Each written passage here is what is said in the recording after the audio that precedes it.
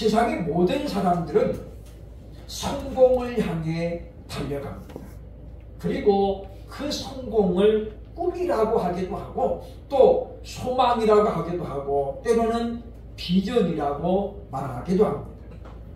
그리고 그 꿈을 이룬 사람은 더 높은 꿈을 향해서 목적을 상향 조정하는 것을 보게 되어집니다. 그래서 꿈에는 완성이 없습니다. 하나를 이루면 또 다른 것을 목표 세우고 그러기 때문이죠. 2002년 한일 월드컵 대회에서 사상 처음으로 대한민국이 본선 4강에 진출했습니다. 당시 거스 히딩크 감독은 국민 영웅이 되었죠. 그러나 그는 인터뷰에서 이렇게 말했습니다. 나는 아직도 승리에 배고프다. 그래서 그는 우리나라보다 좀 더 전력이 나은 국가대표 감독으로 옮겨 다녔습니다. 그러나 결국 그가 목표 세웠던 월드컵 우승이라는 감독은 한 번도 이루지 못하고 이제는 그 역시 사월을 비켜갈 수 없기 때문에 이제는 야인으로 물러났던 것을 보게 된다고 하는 것입니다. 그런데 그렇게 힘들고 어렵게 올라간 정상에서 스스로 내려오는 사람이 있다고 한다면 과연 우리는 그 사람을 어떻게 평가할 수 있을까요? 그것은 결코 쉬운 일이 아닙니다. 많은 사람들이 말합니다. 정상에 있을 때 내려와라. 박수 칠 때 내려와라. 라고 이야기를 하죠. 그러나 선수들에게는 그 말을 들어보면 본인도 그렇게 하고 싶지만은 그게 그렇게 안 된다고 답변을 하는 것을 우리가 보게 된다고 하는 것입니다. 나라와 민족의 소리가 무엇인가를 할 수 있을까라고 생각을 해보면 우리는 너무나도 평범한 사람이기 때문에 엄두가 나지 않습니다. 그러나 하나님께서는 이와 같이 평범한 사람을 통해서 나라를 흥하게도 만들고 때로는 망하게도 만들었음을 역사는 우리에게 증명해주고 있다고 하는 것입니다. 느헤미야는 나라를 향한 마음으로 모국을 향한 마음으로 눈물로 하나님 앞에 기도했습니다. 그리고 그는 몇 날 며칠 마음에 고민을 나누고 살았습니다. 그것은 곧 왕에게 전달되었던 것을 오늘 성경은 우리에게 말하고 있는데 오늘 본문 2절에 보면 왕이 내게 이르되 네가 병이 없거늘 어찌하여 얼굴에 수심이 있느냐 이는 필연 네 마음에 근심이 있음이로다 하더라. 그때 내가 크게 두려워하였다 라고 말합니다. 느헤미야가 금식하며 기도하고 눈물로 기도했더니 얼굴에 수심이 가득 찬 거예요. 그런 가운데 왕에게 음식을 내놓으러 갔더니 왕이 묻습니다. 어찌하여 네 얼굴에 수심이 있느냐. 네가 병이 없는 것을 내가 알거늘 필연 너에게 뭔가 근심이 있음이로다 라고 왕이 지금 느헤미야를 향해서 말하고 있는 거예요. 이건 지금 분명히 상황이 거꾸로 된 겁니다. 일반적인 경우에는 왕의 표정을 신하가 살피는 거잖아요. 그래서 옛날에 왕의 주변에는 왕의 건강을 책임지는 사람들이 많이 있었잖아요. 의원은 물론이거니와 음식을 담당하는 사람 또는 용변을 보고 그 상태를 보고 왕의 건강을 진단하는 사람들까지 있었습니다.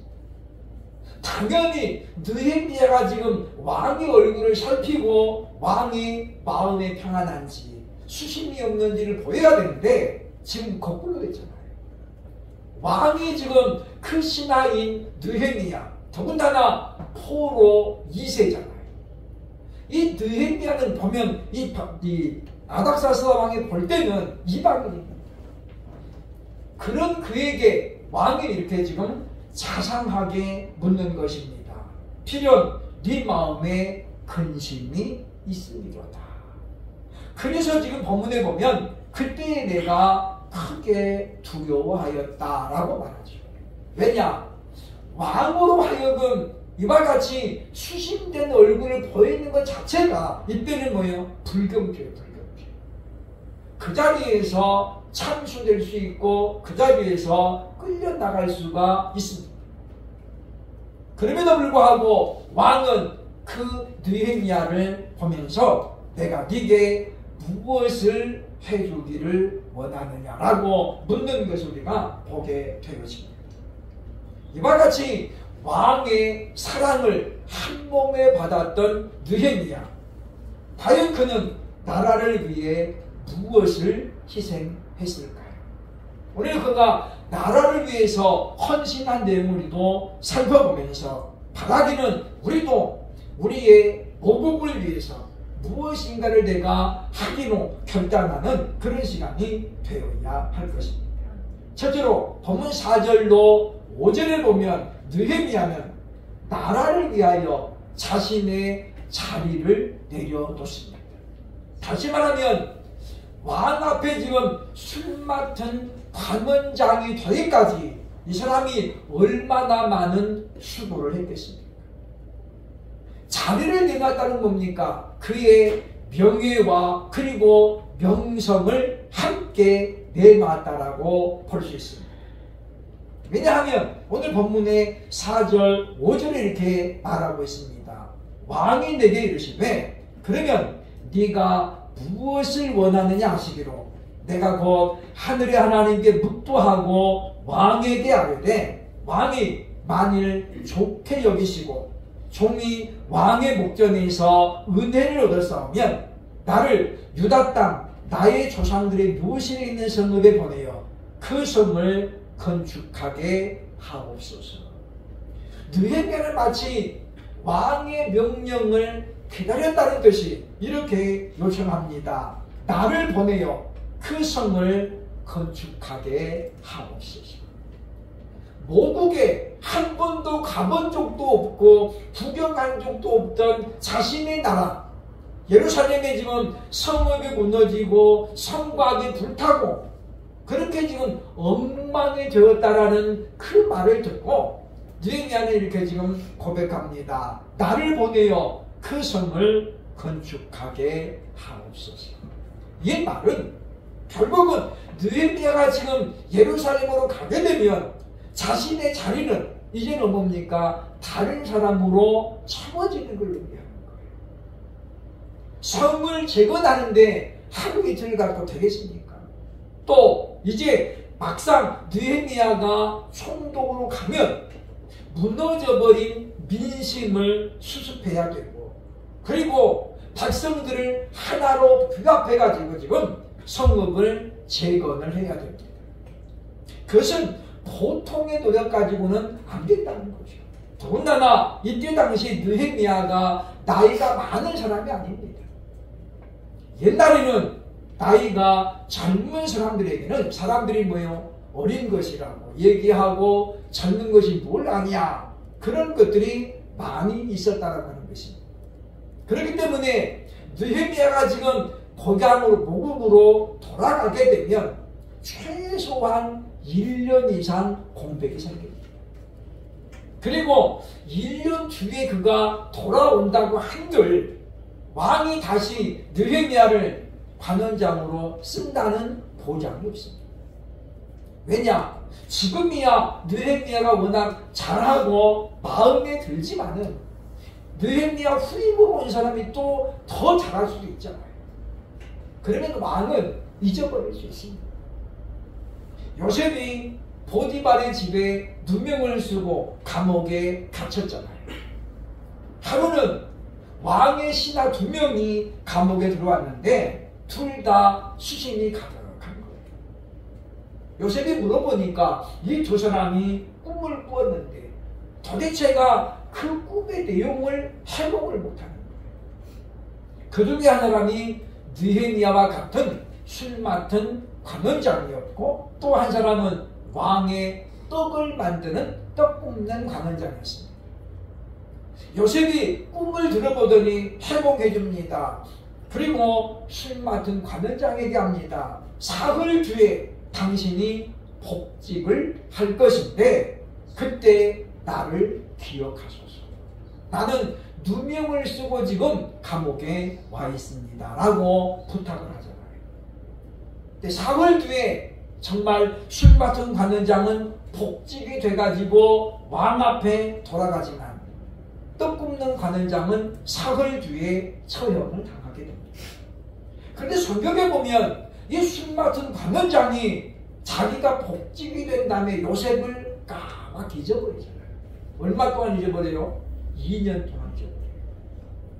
그러니까 요셉이 분명히 부탁했잖아요. 당신이 나가거든 나를 기억하소서. 이 말은 무슨 말입니까? 왕에게 좀 말 좀 잘해달라는 거예요. 그런데 이 사람이 요셉을 잊어버립니다.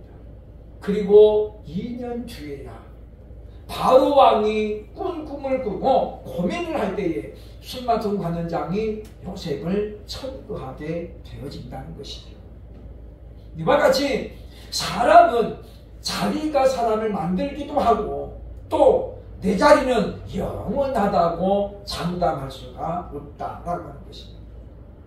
우리 윤 대통령이 3년 만에 쫓겨날 줄을 누가 알았겠습니까? 알았으면 대통령 출마도 안 했겠지요. 임기가 정했다고 해서 그것이 반드시 보장되는 것도 아닙니다. 그러니 그와 같은 상황에서 느헤미야가 지금 이렇게 결단하고 나를 보내어 성을 건축하게 해달라고 하는 이와 같은 감정은 자신이 그동안 쌓아 올린 그 모든 명예를 한꺼번에 다 지금 포기하겠다는 것입니다. 내려놓겠다는 것입니다. 앞으로 얼마든지 평탄한 삶이 보장되어 있지만 그것마저도 지금 내려놓겠다는 것입니다. 무엇을 위해서입니까? 바로 자신의 모국 이스라엘을 위해서라고 지금 결단하고 있는 것을 보게 된다고 하는 것입니다. 그것이 바로 느헤미야가 나라를 위해서 보여준 헌신임을 우리는 기억을 해야 되겠다라고 하는 것입니다.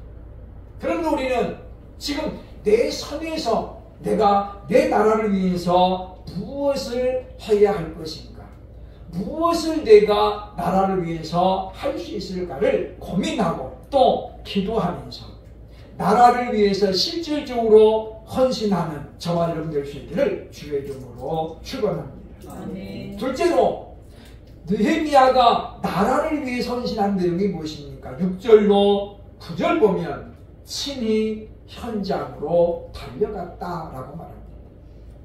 다시 말하면 그가 손수 몸으로 고생했다고 합니다. 젊어서 고생은 사서도 한다라는 말이 있습니다만은 그러나 스스로 고생하기를 원하는 사람은 아무도 없습니다. 지도를 보니까 이 메데파사 수산궁에서 예루살렘까지는 약 3,600km입니다. 우리가 부산까지가 500km면 왕복을 하면 1,000km예요. 그럼 뭐요? 3번 하고도 반을 걸린다는 거죠.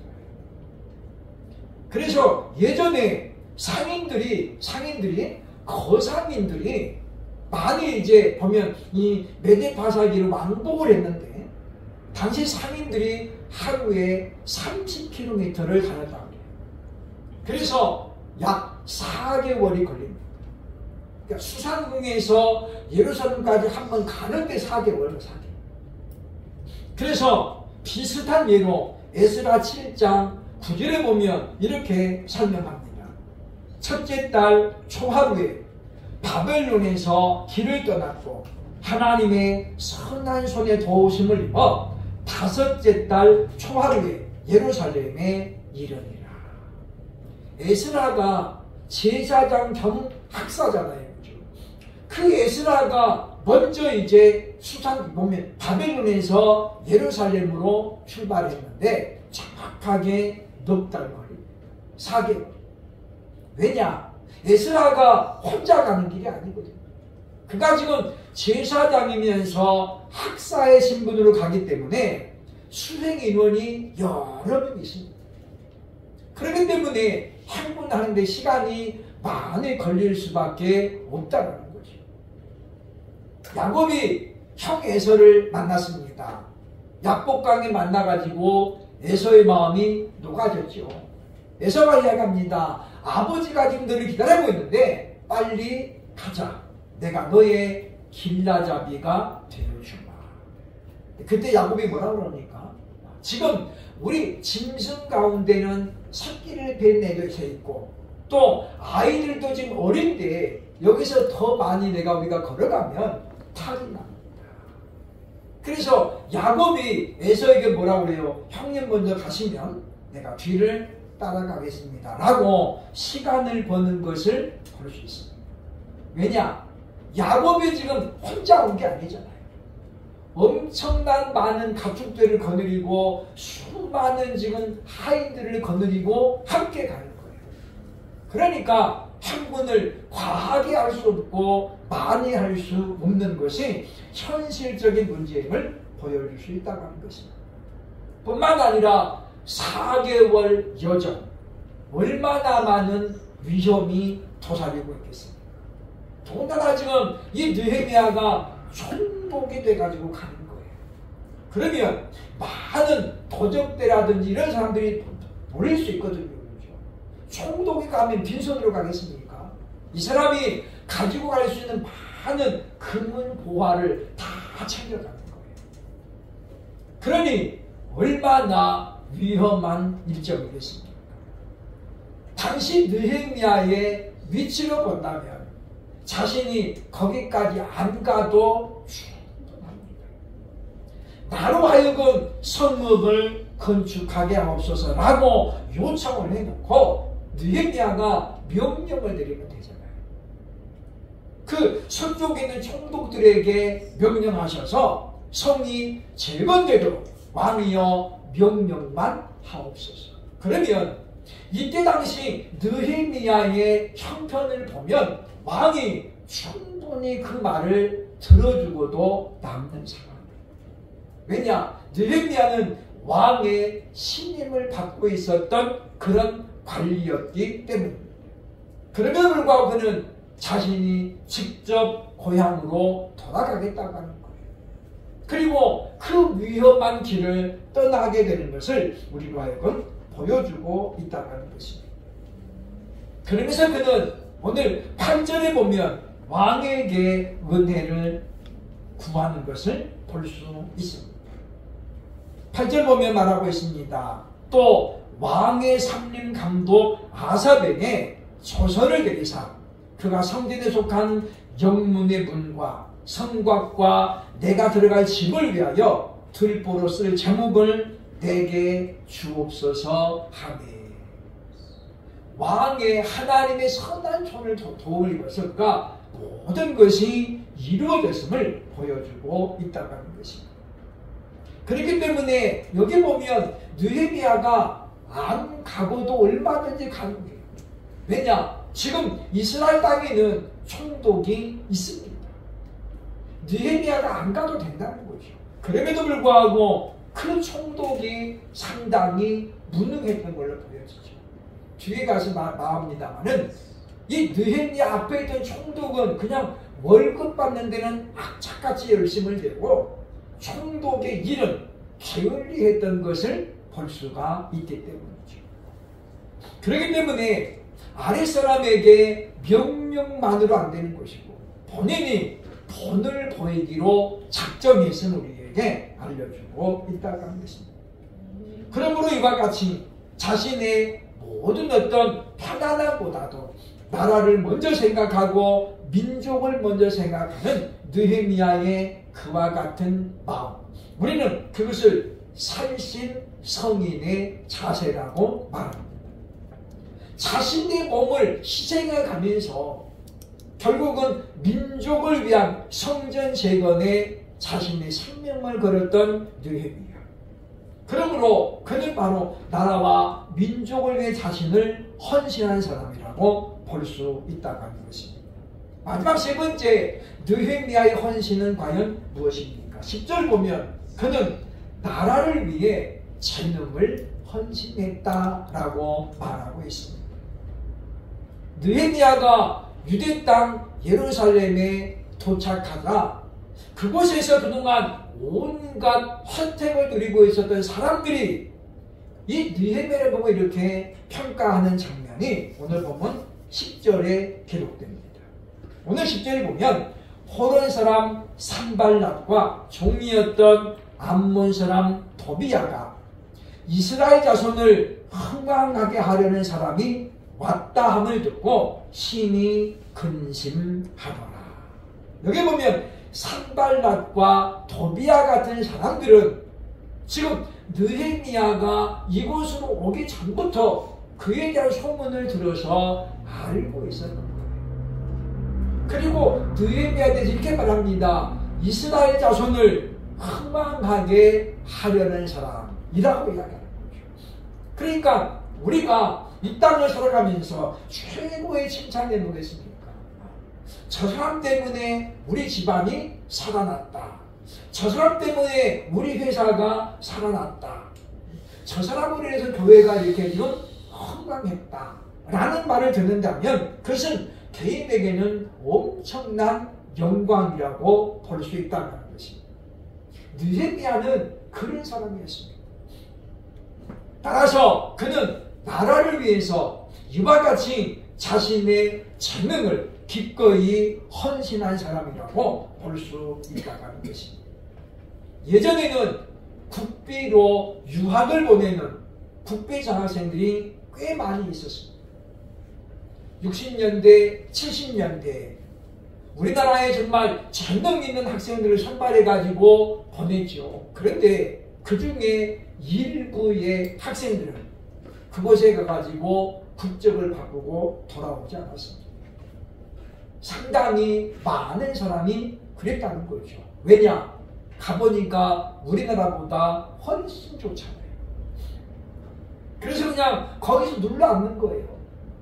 그런 사람들이 한둘이 아니었지만은 또 반대로 기꺼이 공부를 마치고 내가 이제 배운 것들을 나라를 위해서 사용해야 되겠다. 그래서 돌아온 사람들도 상당히 많이 있었습니다.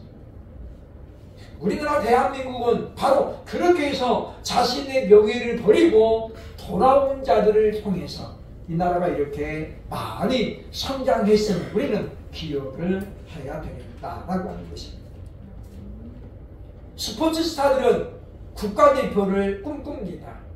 물론 지금은 예전과는 달라졌습니다. 예전에는 국가대표를 모든 선수를 꿈이었다면 오늘날은 잘 안 하려고 하죠.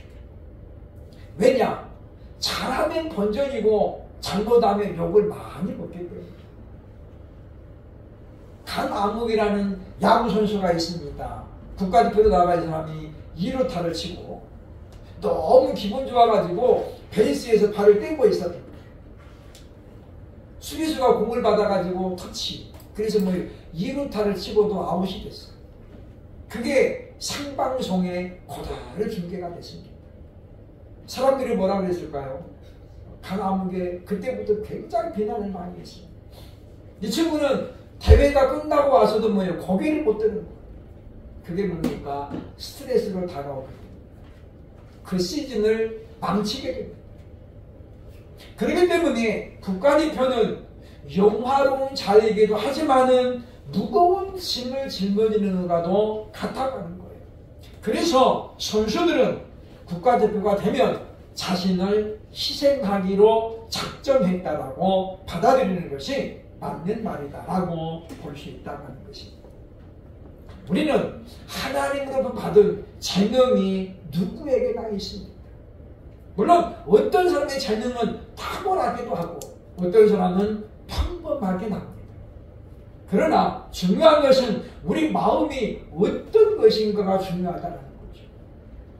우리가 평범하지만은 그러나 하나님께 우리가 쓰임받으면 우리는 세상이 감당할 수 없는 사람이 될 수 있음을 히브리서 11장은 우리에게 분명하게 말씀해주고 있습니다.